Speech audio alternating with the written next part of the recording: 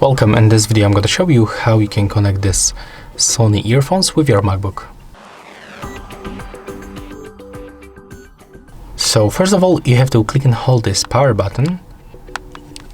Let me just rotate this panel.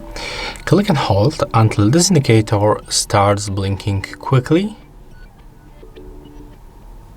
As you can see right now, it is blinking quickly blue.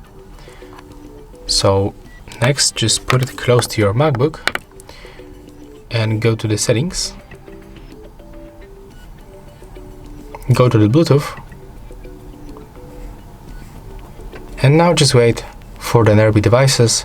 That's our WI-XB400 and click connect.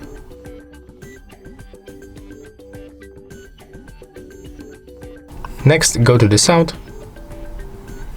As you can see, they are set up for the output and the input device.